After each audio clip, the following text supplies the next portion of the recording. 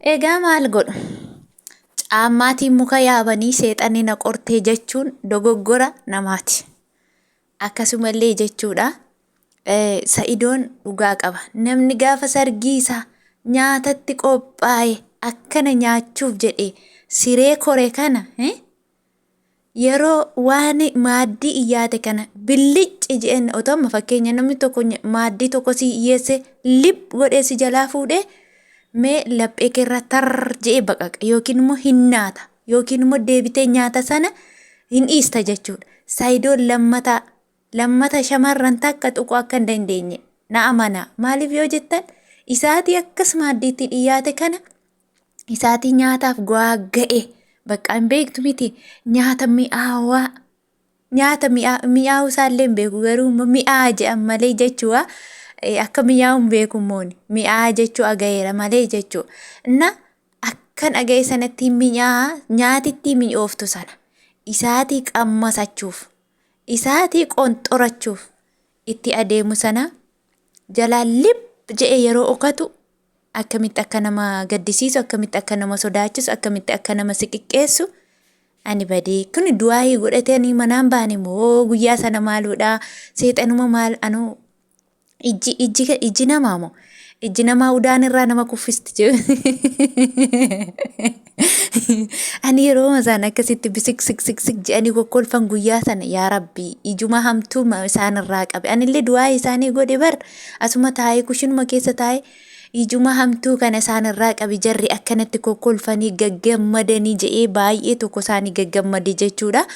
Maalumatu akka kana itti fide sanuu immoo jechuudha inni guddaan inni nama aarsu gidduutti immoo nagaan dagadhe maaloo gaa gooftaa Yesuus nagaa keessanii jirtu dhugaa nagaa bultanii isin yaadaa buleeyyuu siqiqaa bule maani taa'aa bule seetanii isinoo anoo waa hirribnillee nan qabne maal yoo jettan maal si rakkise isiin immoo gidduutti maalumatu si dhibee ati maalumatu si dhibee yoo naan jettanii maaloo mucaan kana fakkaattu mucaan seenxii fakkaattu kun akkasitti maaddii iyyaate kanatuman qammasii yeroo isheen irraa deemtu yeroo isheen lafa buute dhabamtu borbar abadeen maammadoon kamillee haadha manaasaa irratti shamarran tokko bira akka dhaabachuu hin dandeenye beektumoo hin beektan ayyuun baddee hafte jennaan kana booda inni ilmaan qabus inni booyfireendi qabus inni fuudhee haadha manaa manatti qabus kana booda jechuudha inni qabu qaba ja'a inni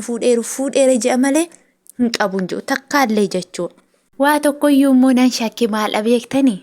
Mucaan kun sodaachuu naftu dhugaa amma yeroo amma hin beektu miti namni waa qammasee hin beekne gaafa waan tokko qammasee hin beekne sana qammasuuf deemu jechuudha hin sodaata.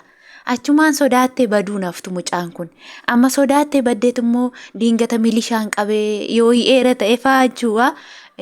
Naannoo haalli nageenyaa itti to'atamu kana faatoo deemaniifaa gaggaafataniifaan jedhamanoo dhugaan mucaan dhugaa qabdi sodaachuu dandeessi sanuu innoo akka jedhanittu mucaan hin tuqamne jedhan dhugaan siniin jedhan hin tuqamne takkaa tuqamte hin beektu jedhan mucittiin ayyuun takkaa tuqamte hin beektu jedhan amma rakkoo guddaan kan deemaa jiru jechuudha. Wabii irratti jechuudha. Wabiin gaafa ayyuun baddee hafte wabiin barbaadamaa jira amma jechuudha.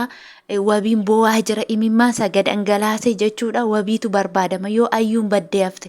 Inni immoo ani booyfireendi ishii gaafadhee ishuma karameellaa wajjin xuuxan sana xuuxee malee ayyuu kana akkasumatti gadhiisee amma gaa yeroo dhiirri lama yeroo akkasitti zim je'ee gadhiisu.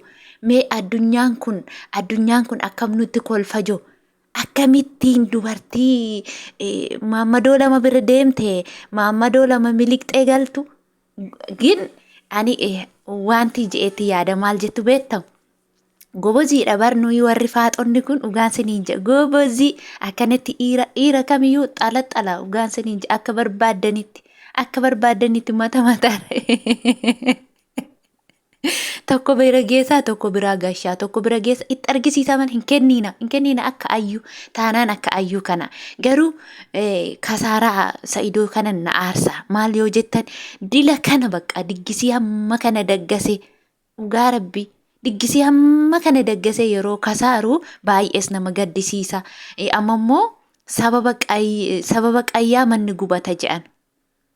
Sababa isaaniitti kan wabiin immoo bakka taa'u abee doorsifamaa jiru. Isatu nama aarsa malee akkasitti dhiira shawadanii galuun namatti tola garuu. Maaddii nama jala iyyaate kana yeroo of jalaa abanitu nama gubee nama bobeessa kuni hamma gaafa du'aniitti nama biraan hafuban. Cinqiinsaa kun amma toosa idoon kana booda shamarran 30 fuudhee abadeen amanuu hin danda'u. Itti iyyaata maaddiitti iyyaate ka'e biliqna jalaa go'ama akka gaafa sanaa jedhee sodaata ittiin siqu abadeen kana booda sayidoon shamarran takka ittiin siqu. Qaxxitaa eessatti deebi'e Sumayyaatti deebi'e. Qaxxi jennaan gara Sumayyaatti gara ijoollee isaatti deebi'uurraa kan hafe lammata ila. Yoo inni shamarran tokko bira dhaabate ani taa'ee funcaa ila. Asitti na kutaa taa'ee funcaa'uu malee nan hafu jechuudha. Wanti na hafu hin jiru. Arraba kiyyarra qoraatti dubbistu yoo inni gara Sumayyaatti hin deebi'in hafe. Maaliif yoo jettan hin sodaata bakka kana booda eenyuun hin amanu.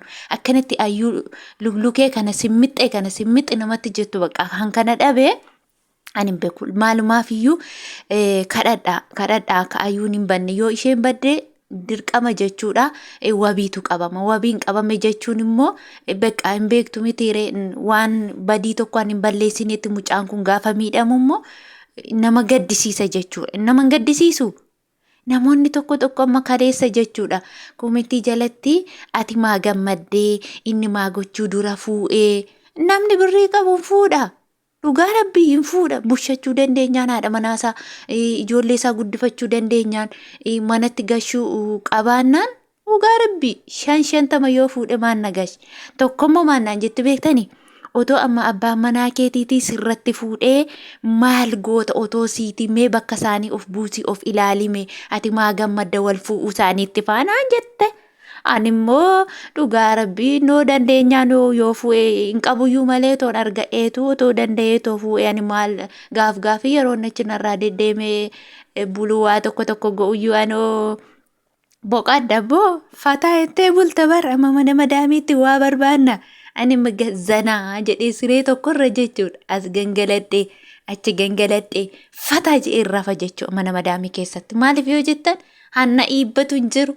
Hanni na aggeeffatu hin jiru. Tusiin hin jiru. Xuxiin hin jiru. Kanaas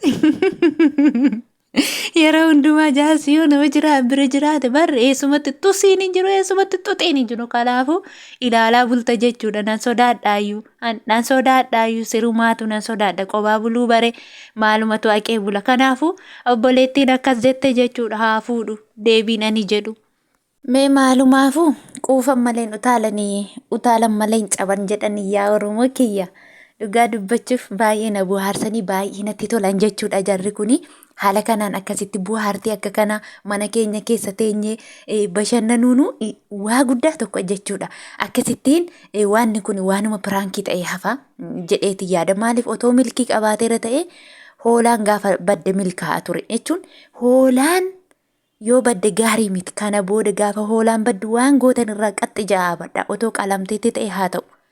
Isa baddetu sanatu dubbii baxabbaxe jechuudha. Kanaafuu hoolaan araara otoo qalamteetti ta'e yoo baddetu immoo araara hin ta'uu jechuudha. Kanaafuu maalumaafuu gammannee jirra, maalumaafuu kofallee jirra, maalumaafuu buhaarree jirra. Buhaartiin akka kana otoo itti fufee argame natti tola. Isinillee akkasinitti tolu abdiin qaba. Koottaa haasawna, koottaa wal buhaarsina, koottaa hafuura walitti baafanna. Akkasitti gaafa fataa jennee dhugaa rabbii cinqinillee nurraa baddi jechuudha. Cinqin nurraa baddu akkasuma fataa jenna bakka maali?